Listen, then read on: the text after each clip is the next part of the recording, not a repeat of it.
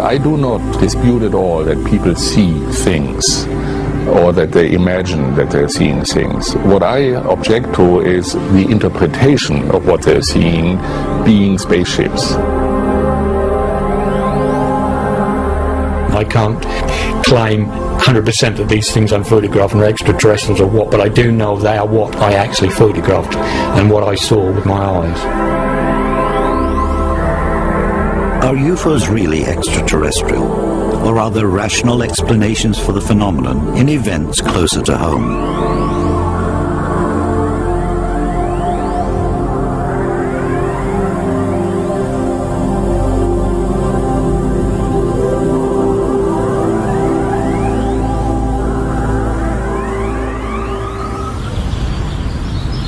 Unidentified flying objects have a compelling attraction for anyone who has experienced them, directly or indirectly. In the 1960s, Sir Peter Horsley carried out his own private investigation. I didn't believe or disbelieve in them. I was just inquiring into them. I was inquiring into them because there were an awful lot of reports around at the time, and because they were aircrew, I suppose, pilots and what have you. As an RAF fighter pilot who eventually rose to the rank of Air Marshal at the Ministry of Defence, Peter Horsley was uniquely placed to know whether the UFO phenomenon has any substance to it. Early in his career, when he was a young equerry at Buckingham Palace, he became interested in UFOs. I was working in the palace at the time, and we all discussed it. Prince Philip, General Browning, we all discussed it, sometimes jokingly, sometimes quite seriously. And I think Prince Philip was very open-minded about the whole subject. And I suggested one day that I should do a little research into it. He was absolutely fine. He said, don't bring any adverse publicity on the palace, obviously. Don't become a crank about it. Go ahead, inquire into it.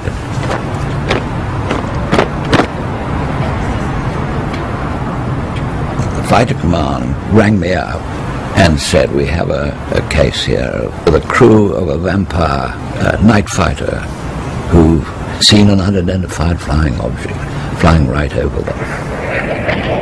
And I then went to Westmoreland, spoke to the station commander, and he introduced me to these two. And they said they were at 20,000 feet. They saw this object approaching. It was circular, it had bright lights around it, and it went over the top of them at a vast speed, at about 1,000 miles an hour. And when I got back, I checked up, and the radar had picked it up as well. There were many reports. While there are plenty of UFO reports, there's an acute shortage of tangible evidence. But listening to leading ufologists, you might not think so. There are over 4,000 cases that we have in our database of these things landing and leaving some physical event or trace. Now people say, where's the hard evidence?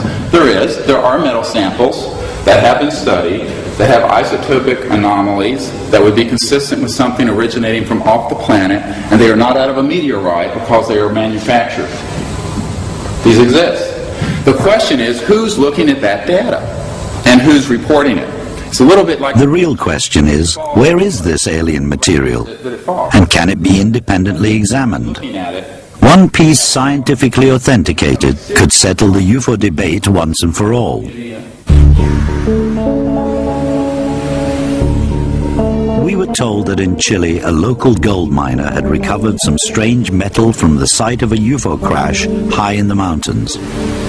We located Georgi Ibarra's village and the metal that is allegedly from outer space.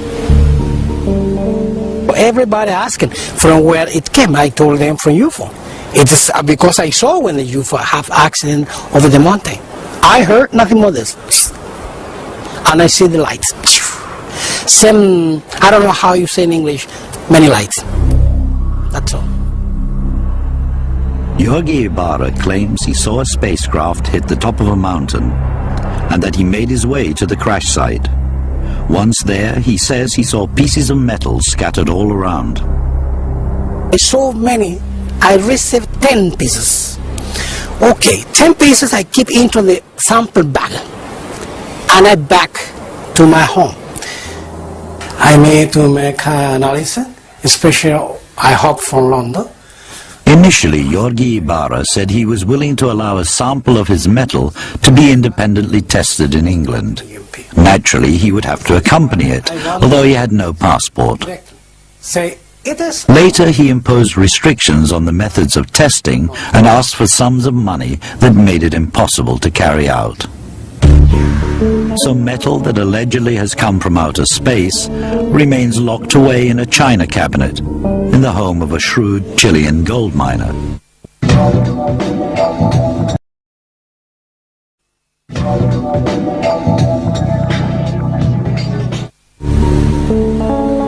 In Russia, there was another lead to possible hard evidence that ET is here. High in the Ural Mountains, in a remote area that few foreigners have visited, a group of government geologists apparently discovered some unusual spirals that Russian UFO believers are convinced are of extraterrestrial origin. Well, the first findings of the spirals were done in 1991 when a state expedition was sent to Ural Mountains to find gold. They're investigating soil, they're making holes and many different things. So during this investigation, just when they washed out the soil, they noticed strange metallic spirals. Some of them were like a human hair in size, with a core inside. Some of them were without core or just core. Some of them were pretty big, approximately 3 centimeters long. But they took them just as a technological pollution. The following expedition that were on 1992 and 1993, again, in different places, different locations, they found the same type of spirals. I decided to make my own expedition there, and I did it on 1995. We came there exactly to the area where this state expedition were looking for gold, and we have visited the spots. We just took the samples of the soil, washed them out, and we found these spirals. During our investigation, we tried to have a very close look on all possible theories about it. Spiral samples were taken back to the Institute of Geology in Moscow for detailed examination by scientists there. One of them had been on site in the Ural Mountains when the spirals were found. There are several points which, at least for the moment, we cannot explain exactly. First, the spirals are distributed over a very wide area. We know that the Ural Mountain region is like a large rubbish dump. There's a lot of industrial pollution. When we went looking specifically for spirals, we tried to make sure our experiment was not contaminated by any other materials. All the samples that were found in the previous years too, they were taken out from the depths between 2 and 12 meters deep, which also can give us an idea about the approximate age of the spirals. When we washed out the soil sample, it was from at least 6 meters below the surface, and we were careful. Based on this, the deposits in the quarry that the spirals came from have been dated to something in the order of 80 to 100,000 years old.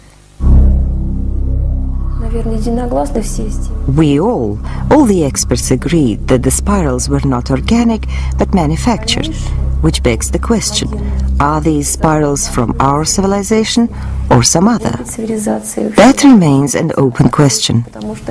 Sometimes we lean in one direction and then we go in the other. Valery Uvarov agreed that we could take some of the Russian spirals to Britain for an independent analysis. Meanwhile, in America, there was news of another source of alleged extraterrestrial material. No one seems to know what the function is, and no one has been able to explain this wavy pattern.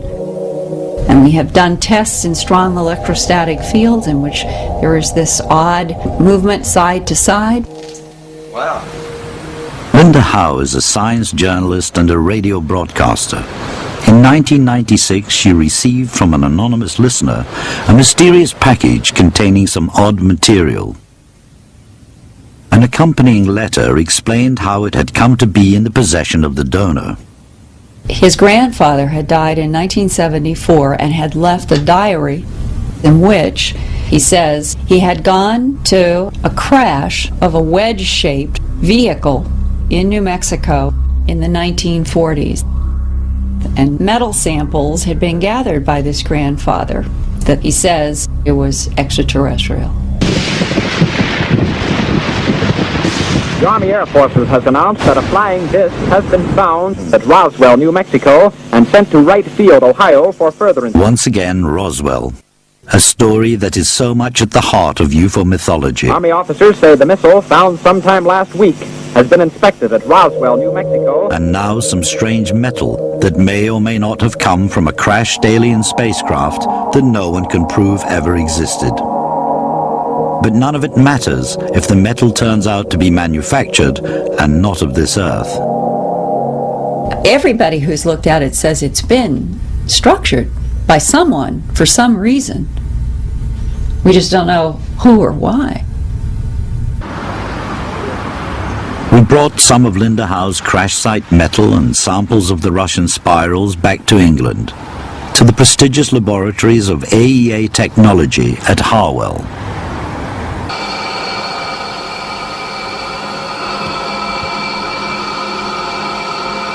Dr. Alison Crossley, one of AEA's leading scientists, joined forces with Dr. Keith Rogers of Cranfield University to conduct the tests. It's predominantly magnesium, and it does have layers, very, very thin layers, which do have bismuth in them. It's not just a single sheet of material, it's built up from several layers, and each layer is slightly different than the previous layer, which makes it quite interesting, quite deliberate manufacturing. We've come across magnesium in combination with the other elements that were detected, like bismuth. But in that layered form, I wouldn't know why it was made like that. This combination of magnesium and bismuth is not commonly found in general manufacturing processes, so it's a fairly specialised application, whatever it's been used for. But to be honest, I wouldn't like to hazard a guess. Right from the very beginning of my research as a science reporter, my expectation was that within a very short period of time I would find the person or the industry that worked with this material had made this layered material, and I would come up with some explanation, yes, this is used in to do X. Linda Howe had already asked some of America's leading manufacturers of exotic alloys if they knew of this strange magnesium bismuth material. Do you know what this is? I'll tell you, I haven't the slightest idea. I frankly would see if you can get in touch with a metallurgist at Sandia National Laboratories. Boy, that's a weird one. Yeah, and you're asking me if I know what this is, or what? Yeah. I have no idea what it. I mean, I could make some wild guesses, but I really don't know. The world's largest producer of magnesium is Dow, D-O-W Chemical. We don't do anything like that here within the Dow Chemical Company. I haven't been able to find a single person anywhere who has any knowledge about working with bismuth and magnesium zinc in these micron layers, or has a clue what it's supposed to do.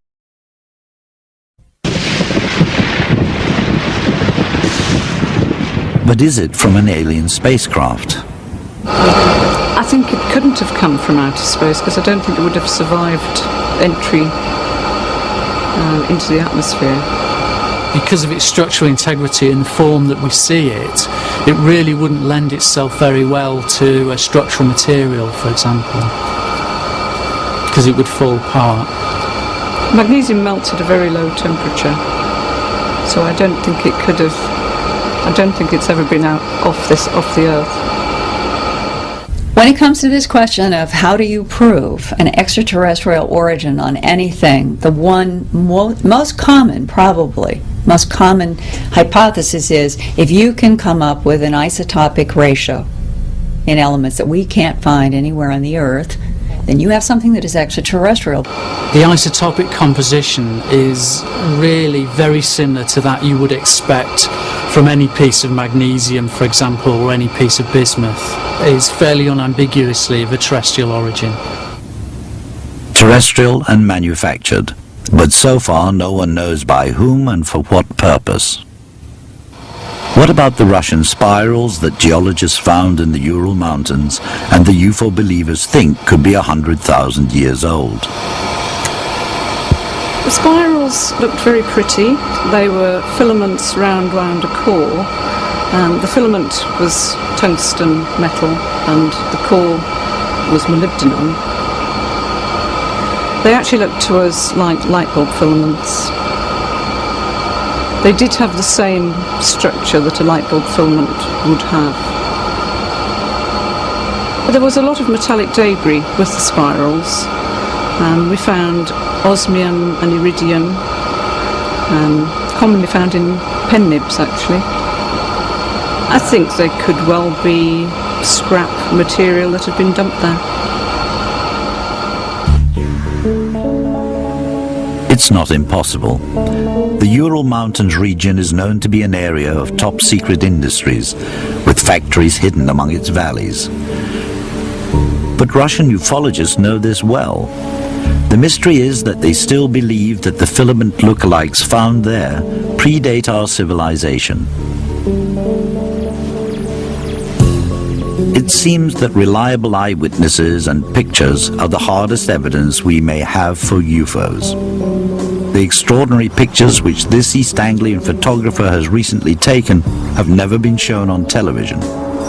If they pass professional scrutiny, they might support the argument that ET is here. Exciting though it is, visual evidence of UFOs is far from reliable. This one in Mexico City is generally considered to be a hoax.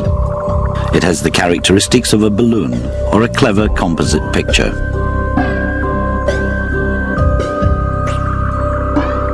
But some UFO pictures are more credible than others. How seriously can we take images like these?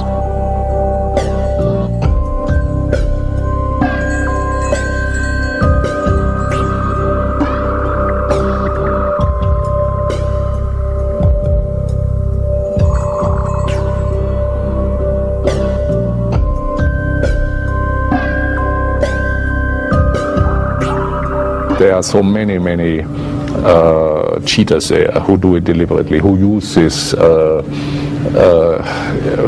people's wanting to believe something like that to their own purposes, mercantile, commercial type purposes, making money out of it.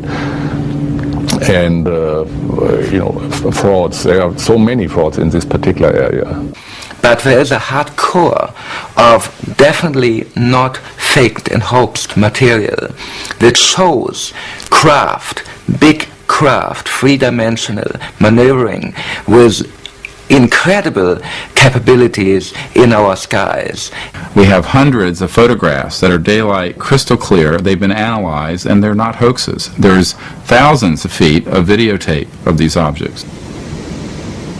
Invariably, there's nothing much to be discerned from most of these blurred images, and their provenance is often unknown. In a quiet suburb of Lowestoft, what could prove to be a classic UFO story is unfolding. It involves David Spohr and his wife Jean, a respected local couple. David is an accomplished landscape photographer. but he says he cannot make a living from it. We paid him for exclusive television access to other video pictures that he had taken. Jean Spoor is a local councillor, and during the day while she's at work, her husband spends many hours on the roof of their house scanning the skies of Lowestoft. During the past 18 months, David Spoor has recorded some extraordinary pictures. One August evening, I think it was the 19th, about 7:45, I was closing my garage door and just looked up in the sky. I very often do that, been interested in photography, I'm interested in skies. I looked up and I saw this sort of strange cylindrical shaped object, cigar shaped, whatever you like to call it, coming over from the west, more or less directly over the house. I was sort of quite rooted to the spot for a few seconds, because it was just unusual to see something coming without any wings, no sound, anything. I propped the camera on the fence just outside the back door, got a few frames of it before it sort of seemed to accelerate terrific speed into the east and disappeared completely. That was the first time that I'd ever seen anything, or certainly videoed anything. In the following year, David Spoor saw and photographed at least 2 more UFOs, and the next extraordinary sighting was also witnessed by his wife. I was actually in my sun lounge reading the paper, as far as I can remember. I had my camera with me most of the time, and looked out and I saw this object which appeared to be hovering in the northeast. I picked my camera up and I started filming this object. At first it was stationary for a minute or so, and then it appeared to move sideways.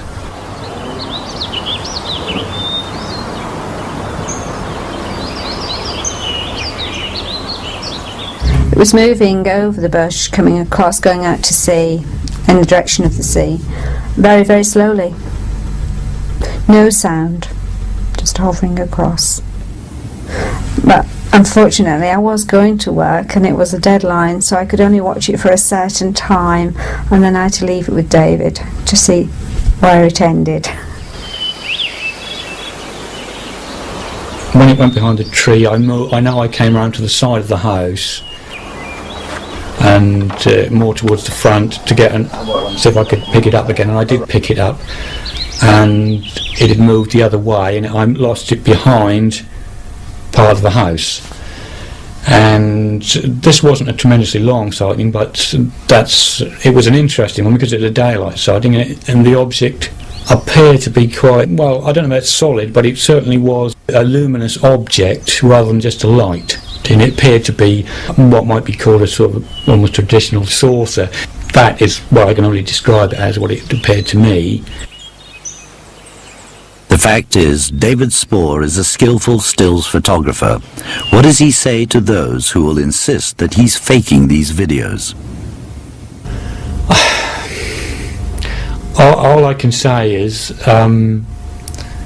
just have a look at what I've taken, have a look at what the footage I've done, and especially perhaps the daylight ones, and if they can work out a way how that could be faked, they're a better man than I am, because I don't know how I could have faked any of those, and I can say categorically that I haven't faked them.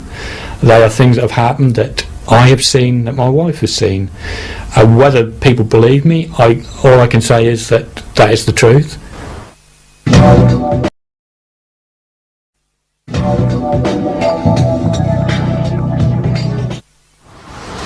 The Defence Evaluation and Research Agency at Farnborough is an executive branch of the Ministry of Defence.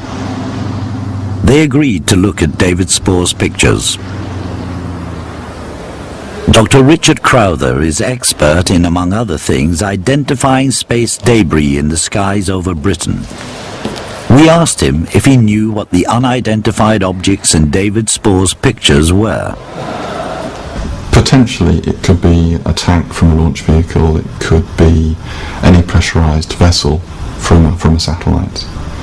without any idea of the resolution, any idea of the distance from the observer, any reference point against which the motion can be measured. I'm not confident that it is space debris.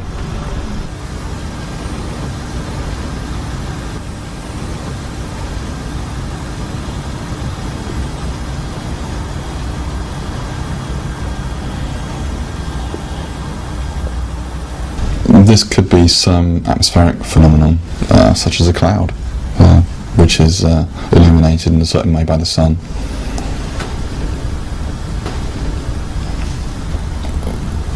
It's unlikely to be space debris simply because the apparent motion is stationary.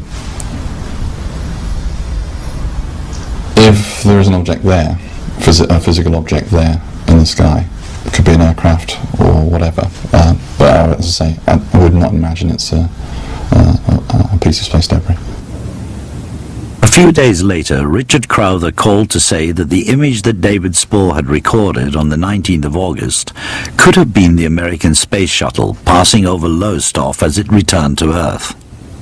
It was scheduled to be over the North Sea around lunchtime that day. David Spoor says his video was taken at about 7:45 in the evening. Spoor's most controversial pictures were to come about a year later. My wife was actually out at council meeting with some other councillors, and I looked towards the east, and I managed to get a shot of it with the camera actually propped on the top of our car, so it's fairly steady. It kept in that position for around half a minute or so. Then it suddenly shot off quite a pretty fast speed, fast enough that I couldn't keep up with it. Once it disappeared, I stopped filming and tried to move around to the house to see if I could pick it up anywhere else, and I couldn't see it anywhere. Again, it made no sound whatsoever.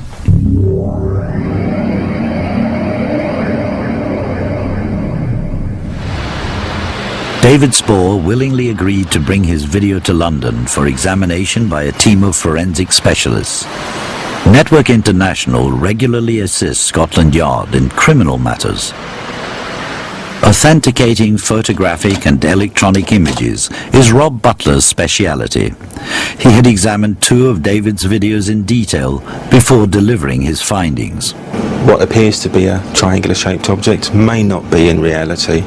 What appears to be an object moving to the left, in fact, could be a stationary object. Yeah, I mean, I would agree with you on that. But on the other hand, what appears to be a triangular object could well be a triangular object, and it could be moving to the left as well. And there certainly is evidence to suggest that it's actually the camera that's moving, not the object. I don't think I was moving that much, but I mean, there's a possibility I could have wavered slightly now and again. Yeah. But I think perhaps we can agree to disagree on certain points. But what I would ask you, Rob, is would you agree that was an object in the sky of some sort? It does appear to be. Yeah. It does appear to be, but I believe it's not moving, and it's a point source of light, such as a star. I was obviously looking through the viewfinder most of the time with the right eye. My left eye is not particularly brilliant, but what I saw through the viewfinder, it did appear to be this triangular, or I thought it was saucer-shaped at the time, but it probably is more triangular. Also, my wife was at the front of the house at the time, and she did actually see the object.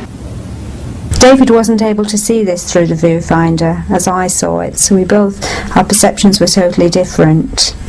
From the naked eye, I watched it travel over, and it was flying saucer shape with 2 little portholes, as I call them, and it was just coming over the house.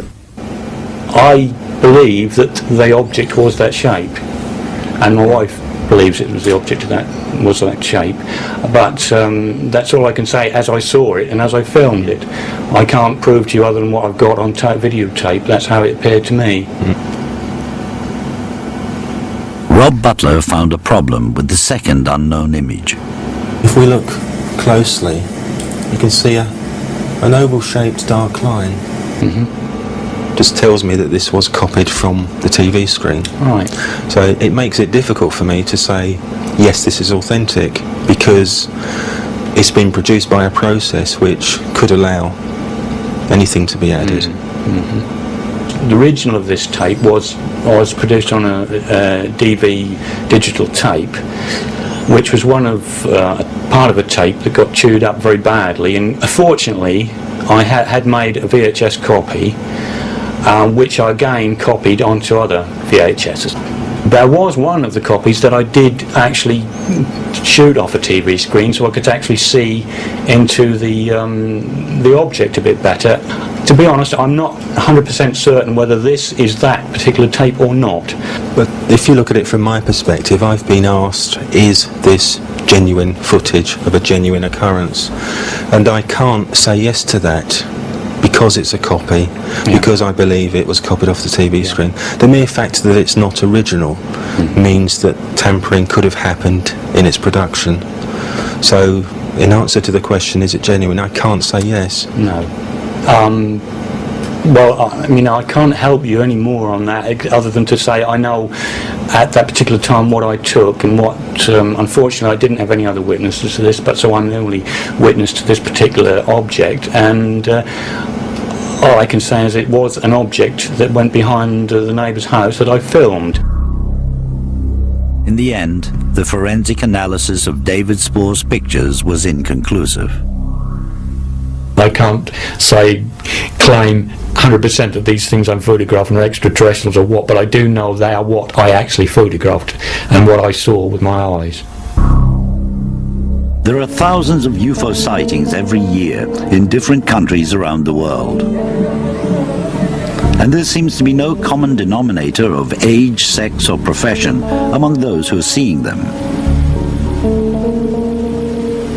What are the possible earthly explanations for a phenomenon that so many believe must be extraterrestrial in origin? There has been a spate of UFO sightings in Mexico in recent years. Balls of light, sometimes hovering, sometimes darting across the skies. There's no question that whatever they are, they're real objects. Too many people on too many occasions have independently witnessed and recorded them for it to be a nationwide hoax. The small town of Puebla has become something of a mecca for ufologists. Like David Spoor in England, Dr. Soledad de la Peña has found an absorbing new hobby in UFO watching from the roof of her house.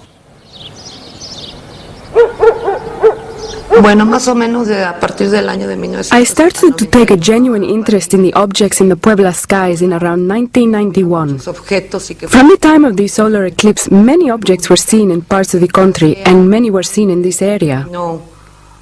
I think this is one of the most important night videos that exist, as the object is very low in the sky, and as the shot goes on, we can see its relationship to the city and to the trees.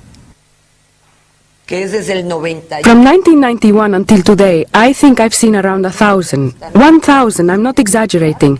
I've seen an infinite number of them. They could be spacecraft or secret craft from an advanced country. But that gets absurd because I'd want to ask, what are they looking for here in Puebla?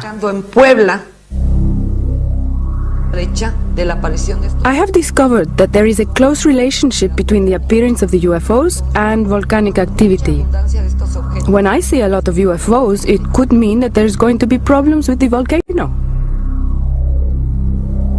Dr. Soledad may unwittingly have made a connection that some scientists suggest is the answer to the UFOs that appear to be spheres of light. The empirical analysis that we've completed indicate that most luminous events that people call UFO reports are coupled to earthquake activity, that they're natural phenomena, and both these balls of light, no matter how unusual they may be, and earthquakes have one thing in common: tectonic strain, not extraterrestrial forces. The theory that deep within the Earth, extreme pressure on rocks produces an electric charge that manifests itself above ground as balls of light is particularly relevant to Mexico. The country rests on a bed of seismic activity, and many, like Dr. Soledad, have seen UFOs in and around Mount Popocatépetl. I think that if you ask what are the unidentified flying objects, they are regular airplanes, that they are highly classified, unacknowledged high-performance or stealth aircraft. Some of them are Russian airplanes that we bought for evaluation. Flying saucers, I don't think so. Secret military aircraft in the skies and tectonic strain beneath the Earth may well account for a large percentage of UFO sightings. And over the last 40 years, there's been another possible source: debris in space. There it goes. We can track with radars and the telescopes of the order of 8,000 objects. We know the positions of these on a regular basis. One of those, on average, comes back to Earth a day. When they come back to Earth, when they pass through the atmosphere, they heat up. Some are destroyed, some parts of objects survive re-entry and hit the surface of the Earth. But there is still a percentage of sightings that remain a mystery. I saw all reports on flying saucers that came into the Air Force operations room. I should think 90% of them, perhaps 95, could be explained away. But there were 5% unexplainable. There's always a small group of sightings that can't be explained, but you know, there are always a small group of murders in Los Angeles that can't be explained every year. But it would be bizarre in the extreme, you have to admit, to suggest that those particular murders weren't committed by humans, they were committed by aliens, for example. I mean, the fact that some are unexplained doesn't constitute proof or even evidence. There is dramatic new evidence from the Hubble telescope that the chances of there being life elsewhere in the universe are far greater than was ever imagined. In October 1998, looking 12 billion years back in time, Hubble revealed an early universe with twice as many galaxies than was previously thought. We know that life probably comes about pretty easily when the conditions are right, the temperature situation, the humidity, and so on. And we find life forms in very hostile environments, on the bottom of the ocean, in hot sulfur springs, and so on. I think that out there in this vast, vast universe, I'm pretty sure there must be many, many life forms. It must be teeming with life forms. But if the universe is teeming with life forms, some of which may be more technically advanced than we are, why should they not have been visiting Earth? We aren't that important with our own little planet, with our medium-class sun in a distant corner of our galaxy, in one of the spiral arms.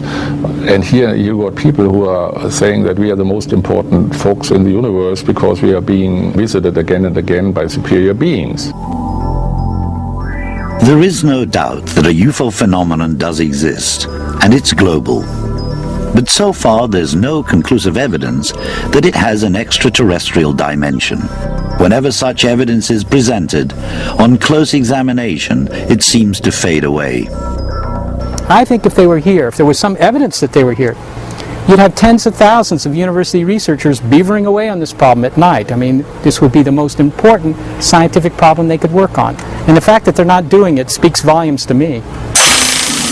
Okay, turbo fans are up. Rather than look for ET on Earth, scientists at NASA are firmly focused on a search elsewhere. If it works, Dr. Lake Mirabeau's experiment with pulsed laser propulsion may be the method that puts spacecraft of the future far beyond the pull of Earth's gravity. It's part of an adventurous NASA program that's pushing hard at the boundaries of science. We're supposed to be looking to the far edge, to the cutting edge of advanced technologies and pressing the frontiers of science. So we are going to look for new ways to do things. We have a center, the Marshall Space Flight Center, whose job is to be the center of excellence for propulsion. That means they ought to be looking at new stuff, and if they're not doing their job. If you got your foot on the pedal and you can still steer the car, you're not going fast enough, and that's what we believe around here.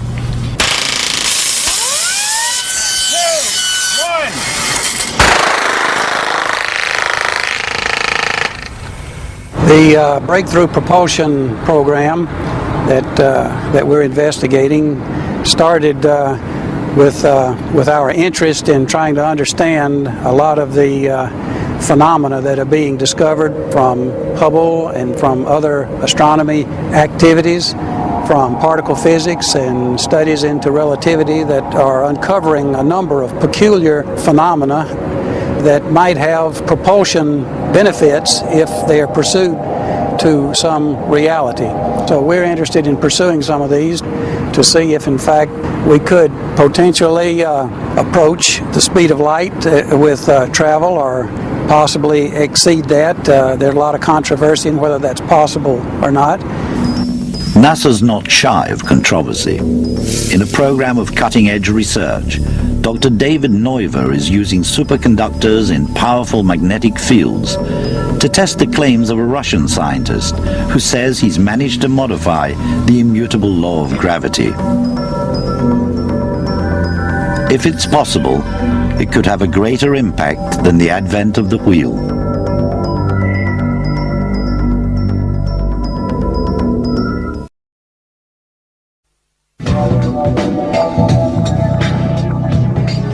When I was a little kid this size, if I were to have gone outside the county, it would have been a steam locomotive. Now I'm in a spaceship. Take that acceleration of science and technology and do it for several million years, or a billion years. You know, interstellar travel is probably a possibility when you get, you know, if you accelerate that amount of technology. So yeah, it's going on out there. We have an Origins program that is looking for signs of life elsewhere beyond Earth. And by life, I don't necessarily mean multi-cell life. Right now, we'd settle for single-cell life somewhere. A meteorite that was found in the Antarctic in 1996 appears to show microscopic signs of life. And it's believed to have come to Earth from Mars some 13,000 years ago. The possibility of life on Mars, however simple, has helped galvanize NASA into an ambitious new series of missions into space. If you really want to get inspired and look to the future, look at science fiction books or magazine articles about the future. Look at the predictions that science fictions are writing, and then go, you know, way beyond that. And that's probably where we're headed. We have ignition and we have liftoff of NASA's Mars Climate Orbiter as we continue to explore the mysteries of the red planet.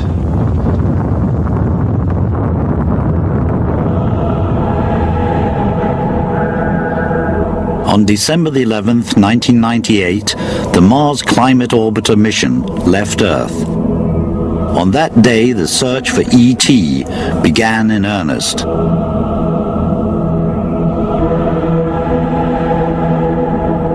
There'll be a mission every 2 years for the next 10 years, culminating with a Mars sample return in around 2003, 2004, bringing it back around 2006 with the first samples back. So that's going to be a step towards learning, is there life elsewhere beyond Earth?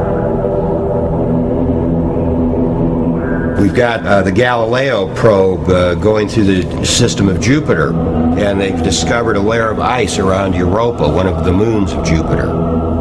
Well, we think under that layer of ice there might be an ocean 60 miles deep. Two things you need for life are a source of water and a source of energy. If Europa has that, it could lead to very exciting breakthroughs. And then, through things like the Hubble Space Telescope and the next generation telescope that will come after the turn of the century, we're going to focus our instruments on planets in other solar systems. And then try to find out, might there be life there?